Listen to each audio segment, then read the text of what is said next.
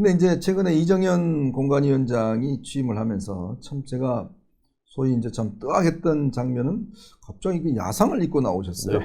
야상을 입고 나와서 그게 그렇게 좀 언론들이 많이 지적하니까 그것도 윤석열 대통령 이 판결 있고 그 다음 날 딱 야상 입고 나와서 또 생긴 것도 비슷한 모습으로 나와서 카메라 각도가 또 그렇게 네. 잘 잡혔더라고. 자, 그런데 문제는 뭐 박정원 의원이 지적했던 공관위원 중에서 뭐 일부 또 민주당 출신도 있고 변호사 한 사람도 있고 뭐 그것 때문에 좀 논란이 됐습니다만은 그러니까 더한 거는 뭐냐면 지금 공천 작업을 하고 있는데 오늘 언론 보도에 나왔습니다만은 이 예비 후보 등록한 사람들이 예전에 이제 국민의힘이 어느 정도 비슷비슷할 때는 뭐 예비 후보 등록이 비슷했는데 지금은 거의 뭐 반도 안 된다는 거예요. 나설 사람이 없다는 겁니다. 이런 선거에 누가 나서겠느냐. 실제로 예비 후보가 뭐 있어야지만 선거를 해볼 거 아니겠습니까? 근데 뭐 인재 영입이 되겠습니까, 지금? 정말 그 선거를 누구와 함께 치를지 걱정이에요. 그러니까 지금 가장 상징적인 곳이 뭐냐면 경기지사예요. 네. 지금 우리 당에서 경기지사를 하겠다고 나오는 분이 없습니다. 그러니까 외부에서 영입하겠다고 얘기를 하는 거잖아요. 누가 들어옵니까? 그러니까요. 아니 뭐 이런 표현이 맞는지 모르겠지만 정신이 제대로 바뀐 사람이 이 상황에서 우리 당에 갑자기 들어와서 네. 경기지사에 출마하겠다고 할 사람이 있겠습니까? 그렇다는 거는 본인들도 이번 선거가 어렵다는 거를 아는 상황이에요. 경기만 어려운 게 아니라 뭐 서울, 부산 다 어렵습니다. 그렇죠. 충청도도 마찬가지고. 지금 우리가 어디에서 이길 수 있을지, 지금 대구도 뭐 위협을 받고 있다 이러는데 오히려 지금 한동훈 대표가 가서 대구에서 바람을 일으켜준다면 그 대구의 표심들이 나와서 결국엔 또 우리 보수 후보, 우리 당의 후보를 찍어줄 수 있는 동력도 될 수 있는 네네. 거거든요. 그러니까 한동훈 대표가 대구에서 그렇게 크게 이벤트를 하는 것을 우리 당이 나쁘게 볼 이유가 없는 거예요. 그러니까 대구 선거에서 우리가 이길 수 있게 만든다면은 그 지금 우리 당 지도부를 싫어하는 분들도 투표장으로 끌어내야 되잖아요. 네네. 근데 무조건 그렇게 해서 저희를 징계한다고 하는 것 자체가 웃기는 건데 지금 그걸 하나 우리가 관심 있게 볼 필요가 있어요. 우리 원외 당협위원장들 중에 장동혁 대표의 사퇴를 요구한 사람들을 징계해야 된다고 하면서 뭐 많은 분들이 지금 원외 당협위원장들이 연명을 했잖아요. 네네. 근데 그분들이 과연 왜 그랬을까 하는 생각을 해봐요. 왜냐하면 본인들도 지역에서 선거 치러야 되는데 그 선거 더 어려워질 텐데.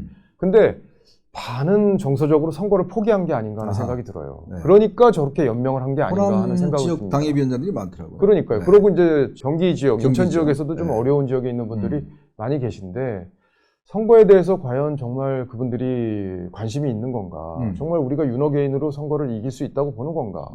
그런 생각을 해봅니다. 지금 민주당에서는 선거에서 지면요 그냥 개털이에요. 네, 맞아요. 네. 특히 서울 같은 경우는요 예산이 한 80조 정도 1년에 되거든요. 네.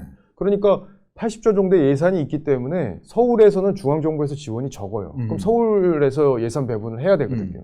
그러면 민주당에서 어떻게, 민주당 정부가 만약에 서울시장에 들어온다면 강남권 제외하고 다른 지역의 예산을 먼저 배분해야 돼. 왜냐하면 낙후돼 있기 때문에. 이런 논리로 우리 당의 사실상 예산 배분이 전혀 안 될 가능성이 있습니다. 자, 그런 상황에서도 이렇게 선거를 치르려고 한다는 게 저는 믿기지가 않습니다. 예. 그리고 우리 선배도 정치부 기자 오래 하셨지만 우리가 선거에서 대선에서 지고 또 탄핵이 된 이후에 이렇게 어려운 상황인데 사실은 각성 효과라는 게 나와요. 그래서 혁신을 하고 혁신위가 들어서고 혁신적인 지도부가 들어서서 국민들한테 변하려고 하는 몸부림을 치게 되는데 지금 상황에서 그게 하나도 없어요. 그렇죠. 예전에는 뭐 당사도 팔기도 하고 또 만약에 또 불출마 선언도 많이 했고. 그럼요. 그러면서 항상 보수라는 게 위기를 극복해 왔고 뭐 지난번만 최근만 하더라도 김종인 위원장 체제 들어섰을 때 사실 그때만 하더라도 뭐 꽤 반전을 많이 이뤄냈지 않습니까? 근데 저는 참 생각이 드는 게 역대로 보면 그나마 보수에서는 그런 DNA가 있었어요. 위기가 있을 때 그래도 나름대로 뭔가 변화하고 또 포기하고 스스로의 기득권을 포기하면서 당을 살렸던 그런 어떤 이게 DNA가 있는데 지금 보면 이제 그런 DNA는 하나도 없는 것 같아요. 그러니까 자성, 또 희생, 성찰 이런 것들이 보수의 중요한 가치였습니다, 사실은. 그래서 이제 전 정권의 실패에서 책임 있는 분들이 먼저 불출마 선언도 하고 과거에 같은 경우에는 뭐 김성태 전 원내대표 같은 경우가 불출마도 선언하고 이러면서 희생을 스스로 보여주지 않았습니까? 그런데 지금은 우리 당에 지금 희생이라는 가치가 좀 있나. 그래서 저도 그런 생각을 해요. 저도 우리가 그러면 희생을 먼저 보여줘야 될 게 없을까. 이런 고민을 하게 돼요. 저같이 초선들도. 그런데 전 정권에서 굉장한 권력을 가졌던 분들도 지금 현재 뭐 절대 그걸 놓지 않겠다. 이런 분위기 속에 지금 있는 거기 때문에 우리 당이 더 국민들로부터 외면받는 게 아닌가 하는 생각을 해봅니다. 자, 일단 오늘 이제 한동훈 전 대표가 이제 아마 대구에서 2.28 기념관 또 시장 그리고 이제 내일은 서문시장 그 다음에는 뭐 부산 쪽을 아마 간다고 그러나요? 예, 네, 맞습니다. 네. TK와 PK 이쪽이 이제 아무래도 이번 선거에서 여당이 집중적으로 이제 공략할 수 있는 지역이잖아요. 그런 지역인데 아까도 우리가 대화 중에서 나왔지만 한동훈 대표가 이제 직접 내려가서 한다는 것은 한마디로 이제 좀 희망을 준다는 거 아닐까요? 결국은 정치라는 게 투표장으로 나올 수 있게 하는 건 뭐냐면 야, 내 해봐야 아무 소용없다. 안 돼. 라고 하는 분들은 그냥 그날 놀러 가시잖아요. 근데 야, 그래도 이번에 내가 한번 이걸 행사하면 뭔가 그래도 다음에 새롭게 태어날 수 있는 희망이 있을 것이다 라는 건데 지금 희망을 주는 사람이 하나도 없잖아요. 이제 그러다 보니 한동훈 전 대표가 사실은 대구나 그다음에 부산을 가서 활동을 한다는 거는 그나마 보수가 그래도 앞으로 다시 태어날 수 있는 싹이 있다. 이걸 보여주는 어떤 저는 중요한 정치 행보라고 보거든요. 지금 오늘 98일입니까? 7일입니까? 하여튼 이 시점에 그런 메시지를 준다는 거. 저는 그거는 굉장히 아마 앞으로 중요한 의미가 될 것 같아요. 그러니까 아까 제가 말씀드렸듯이 야, 한동훈하고 한동훈 세력들이 좀 유능한데 이재명 정부에 대한 견제도 아주 잘하는데 네. 쟤들 한번 믿어보면은 정권을 한번 우리가 뺏어올 수 있지 않을까?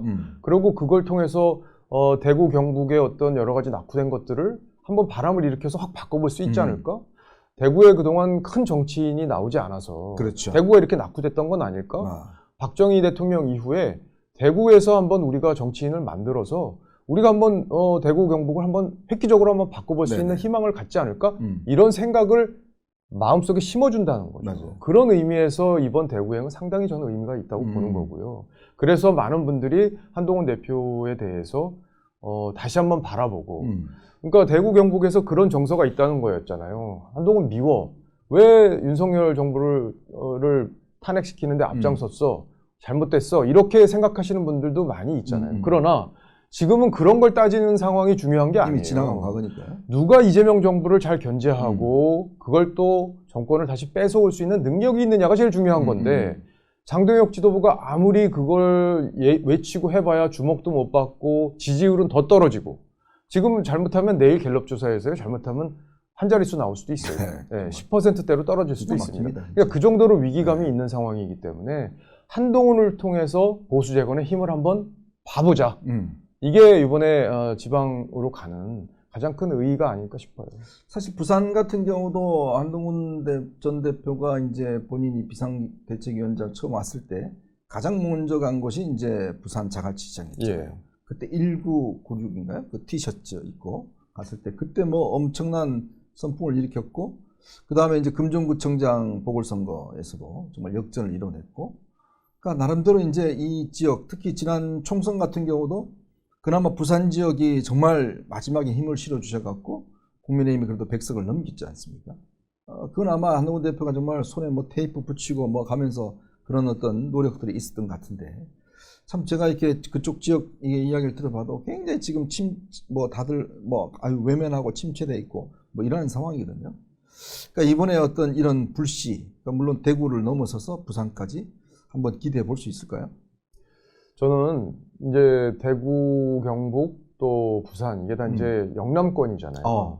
잠깐만요. 예. 속보가 하나 나왔네요. 아이고 10%대로 떨어졌네요. 이게 지금 좀 전에 우리가 박정훈 의원이 전망을 해줬는데 NBS가 2주에 한 번씩 여론조사를 하고 있습니다.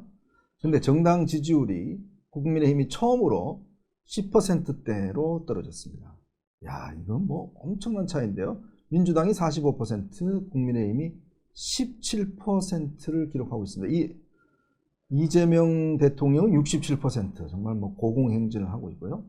국민의힘의 17%는 제가 기억하기로는 이 정도 지지율 나온 게 글쎄 옛날 박근혜 탄핵 때인가? 하여튼 그때 이후로는 이런 지지율이 나온 적이 없었던 것 같은데. 정말 분노가 느껴지고요. 네. 얼굴이 지금 화끈하게 달아오르는 네. 그런 상황입니다. 어떻게 100명 넘는 의원이 있는 정당의 지지율이 10%될 수가 있겠습니까? 2주 전마더라도 22%가 1%그 정도 됐을 거예요. 20%, 네. MBS가 20%. 근데 이 10%라는 의미는 그 사이에 이제 이거는- 징계, 배현진 의원 징계도 네. 있었고, 당이 사실 정청래 대표 입장에서도 지금 사실 이재명 대통령하고 제일 잘 싸우는 게 요즘에는 정청래 대표인 것 같아요. 네. 요즘에는 한동훈 대표도 이제 목소리를 안 내고 있는 그런 네. 상황이기 때문에 뭐 우리 당에서 아무리 얘기를 해봐야 지금 뭐 언론에 보도되는 것도 없고 우리 당에 잘못하고 있는 것만 언론이 보도하고 있기 때문에 네.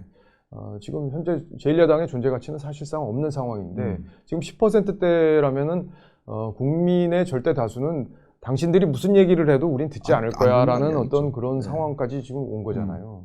그렇다면은 저는 아까 이제 정청래 대표 얘기로 다시 돌아가 보면 정청래 대표 입장에서도 지금 돌파구가 필요한데 우리 당을 지금 위헌 정당으로 만들겠다. 네네. 그래서 해체시키겠다라는 공언을 그동안 계속 해왔기 때문에 맞습니다. 이게 2차 특검하고 지금 맞물려 있어요. 맞습니다. 그래서 그런 것들의 칼날이 또 우리 당으로 향할 텐데 음. 국민들이 우리 당을 그렇게 저 당은 제1야당인데 그래도 건드리면 안 되는데 라고 생각해주는 국민들이 많아야 우리가 방어를 하는 건데 그렇죠. 헌법재판소도 그런 부담을 질 거 아니에요. 네. 근데 지금 저렇게 10%대로 떨어진다면 정말 정청래 대표가 우리 당을 유린할 가능성이 저는 있다고 봅니다. 네. 그리고 당내 민주주의가 지금 크게 훼손돼 있잖아요. 네. 국민적으로 볼 때 크게 잘못됐다고 하는 사람을 징계하고 쫓아내는 게 아니라 자기들한테 쓴소리했다고 지금 징계하고 쫓아낸다면 그렇죠. 그거는 위헌 정당으로 가는 길이잖아요. 그렇다면 정청래 대표가 우리 당을 마음껏 유린할 수 있게 우리가 길을 깔아주는 거 아닌가 하는 걱정도 듭니다. 바로 이제 그 지점이에요. 지금 사실은 이제 한동훈 대표, 그다음에 김종혁 최고, 그다음에 배현진 의원을 징계한 사유가 보면 결국은 당 대표를 비판했다는 이유, 또 그다음에 가족에 있는 거 연좌제를 적용했다는 이유, 표현의 자유를 이제 사실은 뭐 침해한 거잖아요. 예. 그러니까 그런 거라든지, 그다음 배현진 의원 같은 경우는 원래 본안과는 달리 별건 수사해서 정말 그거는 징계를 1년 내릴 정도 사안도 아닌데 그걸 해버린 거잖아요. 그리고 이번에 이제 당협위원장들이 25명 당협위원장들을 뭐 징계 청구한 것도 너 왜 당대표 비판해? 이거 아닙니까? 그러면 아까도 이야기했지만 민주당 입장에서는 이 당은 표현의 자유가 없네? 자, 정당 민주주의가 없네? 이 당은 연좌제를 적용하네? 이렇게 이야기를 하면 그 요건들이 사실상 민주적 기본 질서를 위반한 정당, 굉장히 논란이 될 수 있는 거잖아요. 예.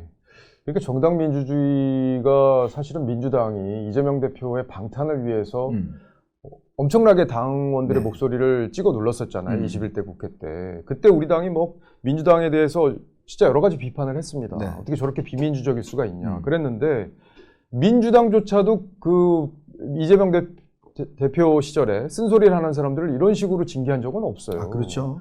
그러고요. 이제 의총을 하다가 보면 이제 안에서 내부적으로 이제 경론이 벌어질 때가 있잖아요. 그러면 당권파 의원분들 중에 야 이거 표결로 해 이런 분들이 있어요.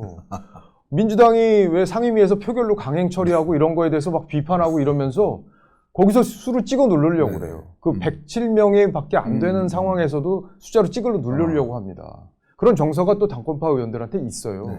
비판할 자격이 없는 거예요, 민주당을. 어떻게 비판합니까, 우리가? 거기서 최대한 합의와 토론을 통해서 국민 다수의 눈높이에 맞는 우리가 의사결정을 해야 되는 상황에서도 수로 찍어 누르려고 한다면 우리 당이 과연 민주적 정당이라고 할 수 있느냐. 민주당에 비해서도 저는 훨씬 더 비민주적인 정당이 됐다. 우리가 위헌정당 그거에 빌미를 계속 주고 있다.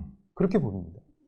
감독님, 우리 여론조사 나온 거 다시 한번 보여줄까요? 오늘 NBS가 여론조사를 해서 국민의힘이 17%입니다. 그러니까 여론조사 전문가들이 이야기하는 것은 마지노선이에요. 어떤 정당이 존속하기 위한 마지노선이 이제 보통 20%대로 보거든요. 근데 이게 17%로 깨졌다는 의미는 이게 앞으로 이게 어떤 야당, 정당으로서의 어떤 존속 가능성, 그 다음에 선거 같은 경우는 한 대통령 지지율이 50% 정도면 해볼 만한 선거예요. 근데 지금 대통령 지지율이 60% 넘어가거든요. 이러면 제가 볼 때는 아마 오늘 정청래 대표 대구 내려가서 또 김부겸 지금 전 총리를 출마를 지금 굉장히 권유하고 있다고 그러는데, 그리고 또 서울 지역 같은 경우도 보면 구청장 지금 17명이잖아요. 이거 초토화되는 거 저는 뭐 시간 문제일 것 같아요. 저는 제일 아쉬운 게 송원석 원내대표예요. 네. 왜냐하면 장동혁 대표는 언어 개인을 등에 업고 당선이 된 사람이기 때문에 뭐 그 사람들을 자기가 최우선 가치로 놓고 정치를 한다. 뭐 나름대로 이유라고 명분이라고 들이댈 네. 만한 거라도 있어요. 근데 송원석 원내대표는 그런 건 아니잖아요. 네. 의원들 다수가 뽑은 사람 아닙니까? 그러면 계엄 1주년 때도 본인은 사과를 했어요. 네. 그리고 이번에 윤석열 대통령 1심 판결이 나왔을 때도 본인은 장동혁 대표하고 다른 메시지를 냈습니다. 네. 그러면 의원들이라도 본인이 조금 국민 눈높이로 끌고 갈 동력이 그렇죠. 있는 거예요, 사실. 네. 그러면 의원들이 건전한 목소리를 낼 수 있는 분위기가 조성돼요. 맞습니다. 그러면 송원석 대표가 지난번에도 의총 때 앞에 당명 개정하는 거 갖고 1시간 10분, 20분 동안 얘기하게 하고 네. 중요한 문제, 이 저른 당의 노선과 관련된 중요한 문제를 논의할 수 없는 시간을 충분히 확보를 못 해줬잖아요. 이런 것들이 굉장히 아쉬운 거예요. 네. 얼마든지 송원석 원내대표는 사실상 장동혁 대표가 주도하는 이 판에서 벗어날 수 있는 그런 명분이 있는 사람이거든요. 근데 왜 저럴까, 정말. 그게 제일 답답해요. 아, 진짜 전 방송하다가 지금 여론조사 결과 나왔는데 설마 했는데 지금 10% 벽이 깨져버려, 20% 벽이 깨져버렸습니다. 이렇게 되는 경우는 사실 이제 당대표, 제가 이제 항상 하는 이야기가 장동혁 대표 취임 이후에 지금까지 지지율을 심정지 지지율이라고 이야기를 하거든요. 변화가 없어요. 쭉 갔는데 이거는 이제 뚝 떨어진 거예요. 그럼 보통 병원에서는 이제 경보음이 울리지 않습니까? 그럼 막 인공호흡하고 하잖아요. 그래서 이제 다시 이제 심장을 살려야 되는데 지금은 인공호흡도 할 수 있는 게 별로 없어요. 지금 저희가 필리버스터 하잖아요. 네. 지금 필리버스터 하고 있는데 사실은 의원들만 너무 고생시키는 거예요. 왜냐면 필리버스터를 하지 않아도 될 상황이 많아요. 왜냐면 우리가 잘하잖아요. 민주당이 지금 얼마나 자중질환이 심각합니까? 그리고 사법부의 질서를 완전히 무너뜨리는 걸 지금 추진하고 있는 거잖아요. 뭐 법외국제해서 뭐 그리고 판검사 뭐 지금 다 처벌한다. 법원장들 다 나서고 네. 대법원장도 나서서 이러면 안 된다고 하고 뭐 얼마 전에 뭐 하나 이 사법 질서를 바꾸는데도 이렇게 졸속을 할 수가 있습니까? 네. 그런데도 우리의 목소리에 귀담아 듣지 않는 거예요. 그리고 법원의 목소리도 국민들이 귀담아 듣질 않는 겁니다. 그렇죠. 그러니까 절박하게 법원은 외치고 있지만 우리 제1야당이 버티질 못하기 때문에 그 목소리가 국민들한테 전달이 안 되는 거예요. 뭐 어떻게 하든 말든 몰라. 이재명 다 공소 취하하든 말든 어쨌든 뭐 경제만 잘해. 나는 국민의힘보다 민주당이나 이재명이 더 잘한다고 봐. 국민들이 지금 이러고 있는 거예요. 네. 백날 필리버스터 하면 뭐합니까? 지금 이 상황은 우리가 혁신만 하고 몸부림만 치면은 국민들이 우리를 다시 볼 수 있는데 그걸 안 하면서 필리버스터 하니까 정말 안타깝습니다. 우리 나라 국민들은요, 최소한의 균형 감각들이 있으세요.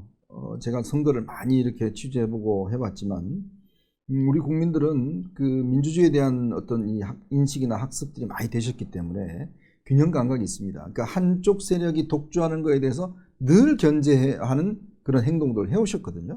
근데 그거의 전제는 뭐냐면 그 세력들이 국민들에게 얼마만큼 절박하게 이런 문제에 대한 거를 이야기를 해주고 그거에 대한 동의를 구하고 정말 변화하겠다는, 옛날에는요 선거 치고 하면 광화문에 가서 석고대죄라도 했잖아요.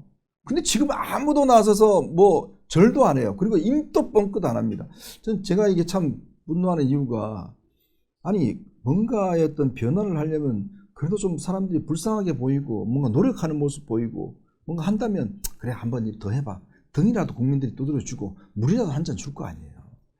그러니까 자성, 희생, 성찰이 저희 당에 사라졌다는 제가 말씀을 드렸는데 제가 간혹 그런 경우가 있어요. 저도 정치부 기자를 오래 했기 때문에 지금 다선 의원분들하고 다 친분이 있고 교류를 많이 했었을 거 아닙니까? 근데 이제 지나가다가 예를 들어 이제 이렇게 만나고 그러면 저한테 이제 조언을 해주시는 분들이 있어요. 박 의원 너무 그렇게 나서지 마. 목소리 너무 내지 마. 나중에 이제 타겟이 되고 정치 오래 못해. 뭐 그런 분들이 있어요. 저도 저를 걱정해 주셔서 하는 말씀이라는 그 진심은 저도 충분히 와 닿아요. 근데 그래서 저도 이제 고민을 한번 해봅니다. 과연 내가 이게 4명을 재촉하는 게 아닌가 이런 생각이 할 거 아니에요.